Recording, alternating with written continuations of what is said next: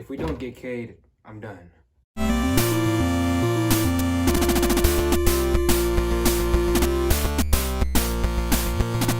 Alright, Pistons fans, so in today's video, we're going to be talking about the Pistons draft position. And the reason why we're talking about this is because I've been looking in comment sections and my videos and on other people's videos, and I've been seeing a lot about the Pistons position, and people have been concerned with the amount of they're concerned that we're going to win more games as the season winds down.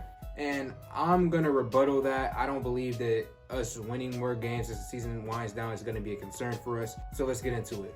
So the first thing that I want to say, let's talk about this whole draft position thing, okay? Let's look at the current position in the draft right now. So the Pistons and the Magic are currently 19 and 44. The Rockets are 16 and 47. The Timberwolves are 20 and 49. The Thunder is 21 and 42, and the Cavs is 21 and 42. Okay, so this thing about winning, you can say that literally about all the teams because we are right next to each other, okay? We max, besides the Houston Rockets, everyone is 2 games close to each other, okay? Most teams are either at 19 wins or 21 wins, besides the Houston Rockets, who are at 16 wins, okay? So if you can literally say that about any team. What if they go on a little bit of a winning streak? What if that ruins their draft odds? So you can say that about all these teams at the bottom, so I don't want to hear that argument. Now I want to take a little bit of a history dive, and let's go back 2 years when Zion Williamson was first drafted. So people forget that the New Orleans Pelicans were not projected to get the #1 overall pick.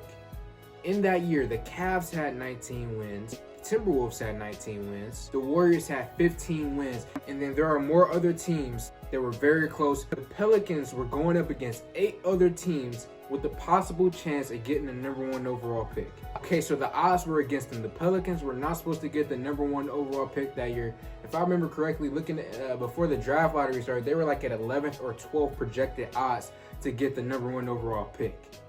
So the draft is random. Anything can happen. So I wouldn't even want to be at #1 because at last year's draft, the projected team to get #1, the Warriors, didn't get it.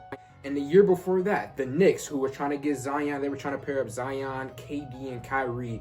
They didn't get Zion, and they were tanking. And a whole bunch of other teams was trying to get Zion. The Memphis Grizzlies ended up rising in the draft, okay? And other teams got pushed back. So I'm trying to say I don't even personally want to be projected #1 odds, because the chances of getting the #1 pick, the chances of winning the #1 overall pick with the best projected odds, yes, you have the best projected odds, but it usually doesn't happen. The last time teams consistently got first overall picks was the Cleveland Cavaliers back when they got Andrew Wiggins, they got Anthony Bennett, Kyrie Irving. But it is rare that a team can get that lucky and go back to back to back with first overall picks. And even then, let's look at those picks. Kyrie stayed on the team, got them a chip. Okay, that's the solid one. But Andrew Wiggins, they used him for a trade asset to get Kevin Love, which helped them win a championship. So that is a good deal. But in terms of the pick itself, Andrew Wiggins, he hasn't panned out that well. Well, at least he hasn't panned out to expectations.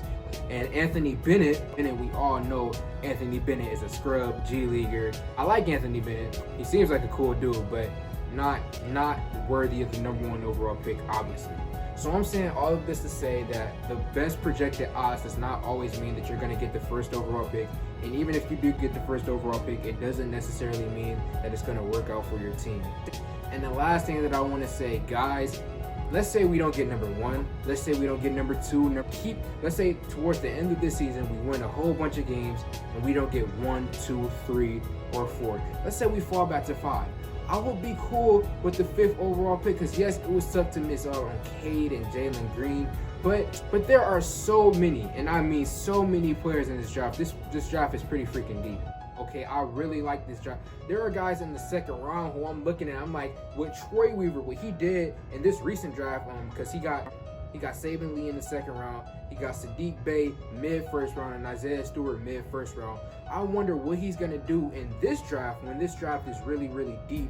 And he's going to have more time to scout because last year the season got cut in half. And this year we got to see a full college basketball. So the Pistons fans, let me know how y'all feel in the comment section below. I'm not tripping. If the Pistons end up going on a little bit of a winning streak towards the end of the season, I'm cool. I just want to see Killian Hayes play better. I want to see what Dwayne Casey can do with these lineups towards the end of the season and just overall improve. And I'm not worried about getting the #1 overall pick or our team winning too much games because it's going to mess up our odds. It's just like play ball, we're gonna be fine. We're gonna get a top pick. If we get in the top 5, there's gonna be a talented player there for us.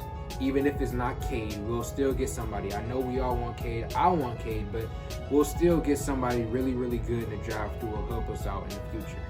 So like this video, comment on this video, share this video, and also let me know how y'all feel about the intro in the comment section below. I made 2 intros on this video. I'm only gonna put this one, and then on my other Pistons videos, y'all should go check them out. And I use other intros. So let me know if y'all like this one better, or even go back to the old one. I don't know. Just let me know y'all opinion. So I'm out.